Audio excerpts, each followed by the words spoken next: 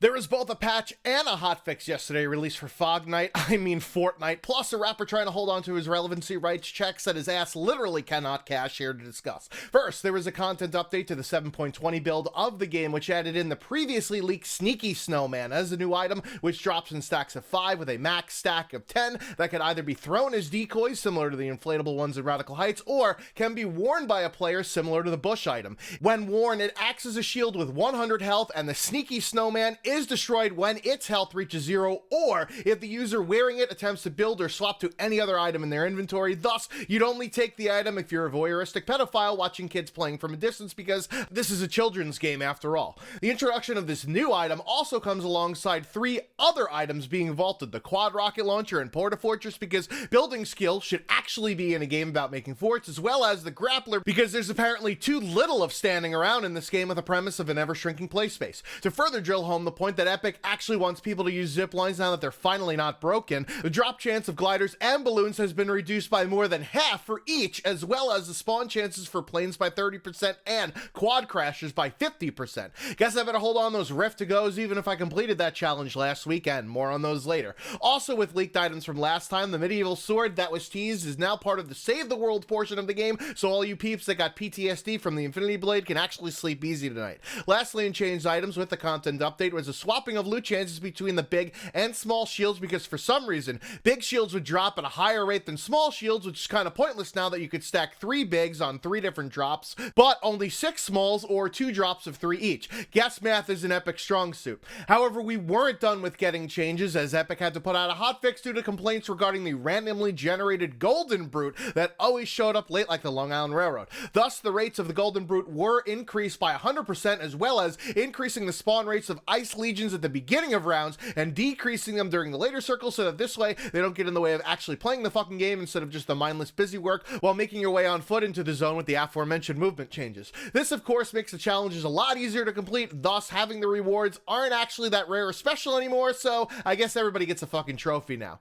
There are 2 more yet to be revealed challenges as of the time of this video, but based on the leaks from last week, the remaining tasks are as follows: deal 200,000 damage to the Ice Legion and destroy 300 members of the Ice Legion. I'm assuming that Epic won't make the same fuck up that they did with the 14 days of Fortnite challenges and actually give people some time to complete the last ones that won't be live until Thursday, but from all the information I've seen, the event ends on Friday, so guess how you'll be spending tomorrow night if you want a glider that'll make Santa's sleigh vindictively jealous. Speaking of leaked challenges, week 8 of season 7 starts tomorrow, but the challenges have already been revealed with a checklist for people that don't need to shell out money in order to play like a fuck trumpet for a few games, being building structures, which you should be doing anyways unless you're playing the fucking game wrong, dealing damage while on the passenger side of your best friend's ride like a TLC scrub, and eliminating opponents with an explosive weapon, which should be a joy of now that one of them just got vaulted. For those that do have access to your parents' credit card for a carrot to dangle, you'll need to search chests in Shifty Shafts or Lonely Lodge, which should be the only reason you're ever in one of those 2 places, unless that's where the circle goes,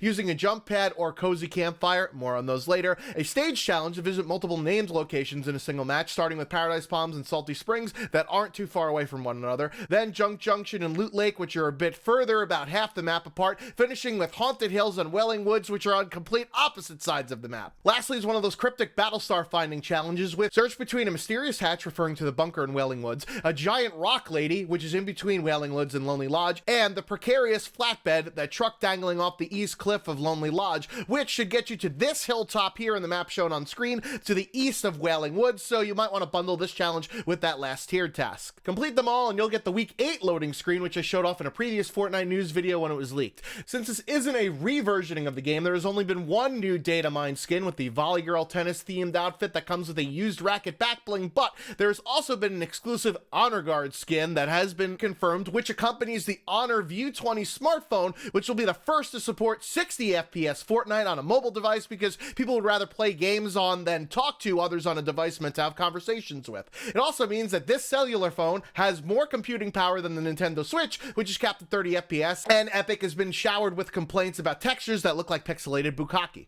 More on complaints, as Xbox One player disconnects after the latest update are being investigated, because, big surprise here, 2 steps forward, 1 step backwards, as well as Epic Games also investigating a bug originally found with PUBG, later confirmed to also happen with Fortnite, that points to an Unreal Engine problem versus a game-specific problem, because usually with PUBG, it's a shitty dev problem, whereby the rate of fire for a weapon is tied to the game's FPS, such that it will fluctuate wildly when the FPS changes in-game. This isn't a problem for peasants, I mean consoles, because they're locked at 60 FPS, but for PC players that can have variable frame rates above that 60 FPS threshold, if a weapon's rate of fire is not divisible by or in lockstep with the current FPS, your gun may fire faster or slower than intended, which can cause strange outcomes in gunfights. Also in the coming soon Black Hole are changes to the aforementioned cozy campfire to allow a term that's been hijacked to be a derogatory insult, or those bundle of sticks that are currently all around the map to be interacted with to light the wood pile on fire, then behave just like the cozy campfire with its healing abilities. So get out those marshmallows and cheesy ghost stories. We're going to be healing up here. Another leaked feature is the ability to join a match as a spectating player, similar to Battlefield, but it's unclear exactly how this feature will be implemented, as currently there's only assets that pertain to an option in the menu, and unlike in Battlefield, there isn't a server browser, otherwise stream sniping would be a full-time job instead of part-time. Lastly, in Fortnite news, Soulja Boy has gone from destroying hip-hop to destroying video games by purchasing in bulk, then turning around and upcharging for Chinese console ripoffs, since IP and copyright laws don't matter in China, just like The Rock would say. The rapper, and I use that term about as loosely as a hooker's vagina, claimed that with his next iteration of Soulja game consoles, they would be able to play Fortnite, to which Epic Games shot this down by saying Fortnite can't be played on a rooted or jailbroken device because of the anti-cheat measures that are in place with the game. The original Soulja game and Soulja handheld are just pieces of plastic with illegal emulation software and unlicensed games, which is why there's pending legal action from Nintendo against Soulja Boy, because here in the US we actually give a shit about copyright. So no, you ass clown, it's not about trying to prevent a black man from making money.